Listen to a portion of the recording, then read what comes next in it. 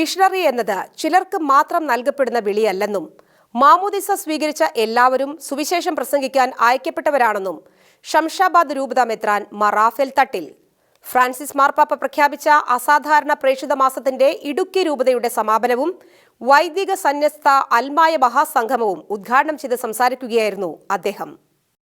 അസാധാരണ പ്രേക്ഷിത മാസത്തിന്റെ രൂപതാതല സമാപനവും വൈദിക സന്യസ്ത അൽമായ സംഗമവും ഇടുക്കി വെള്ളയാംകുടിയിൽ നടന്നു.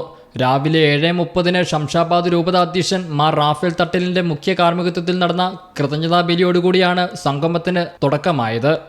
ഏറ്റവും വലിയ മിഷൻ പ്രവർത്തനം പ്രാർത്ഥനയാണെന്നും കൊച്ചു ത്രേസ്യയെ മിഷന്റെ മധ്യസ്ഥയാക്കാൻ കാരണം കൊച്ചു ത്രേസ്യയെപ്പോലെ മിഷനു വേണ്ടി പ്രാർത്ഥിച്ച മറ്റൊരു വിശുദ്ധയില്ലെന്നും ശംഷാബാദ് രൂപതാ മെത്രാൻ മാർ റാഫേൽ തട്ടിൽ തന്റെ ഉദ്ഘാടന സന്ദേശത്തിൽ പറഞ്ഞു. മിഷൻ പ്രവർത്തനം എന്നത് ആരെയും നിർബന്ധിച്ച് മതം മാറ്റി കത്തോലിക്കരുടെ എണ്ണം കൂട്ടുന്നതല്ലെന്ന് ഇടുക്കി രൂപതാ മെത്രാൻ മാർ ജോൺ നെല്ലിക്കുന്നേൽ പറഞ്ഞു.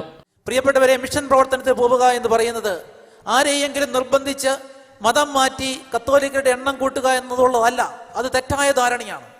അങ്ങനെയെങ്കിൽ സ്വാതന്ത്ര്യം കിട്ടിയിട്ട് ഇത്രയും വർഷങ്ങളായിട്ട് എന്തുകൊണ്ട് ഇന്ത്യയിലെ ക്രൈസ്തവരുടെ ശതമാനം 2.5 തന്നെ നിൽക്കുന്നു?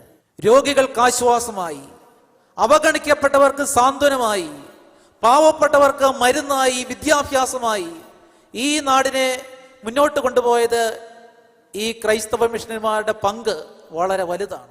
ബിഷപ്പുമാരായ മാർ മാത്യു ആനിക്കുഴിക്കാട്ടിൽ, ഭദ്രാവതി രൂപതാധ്യക്ഷൻ മാർ ജോസഫ് അരുമച്ചാടത്ത്, ദീപിക കൊച്ചേട്ടൻ, ഫാദർ റോയി കണ്ടഞ്ചിറ തുടങ്ങി രൂപതയിലെ 200ഓളം വൈദികരും 1000ഓളം സമർപ്പിതരും അൽമായ പ്രതിനിധികളും സംഗമത്തിൽ പങ്കെടുത്തു.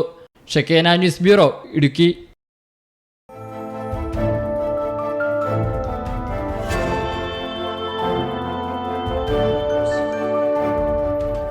ഷെക്കേന ടെലിവിഷന്റെ വാർത്തകളും പ്രോഗ്രാമുകളും യൂട്യൂബിൽ കാണുന്നതിനായി ഈ ചാനൽ സബ്സ്ക്രൈബ് ചെയ്യുക. നിങ്ങളുടെ മൊബൈലിൽ തത്സമയം നോട്ടിഫിക്കേഷൻ ലഭിക്കുന്നതിന് ബെൽ ബട്ടണിൽ വിരലമർത്തുക.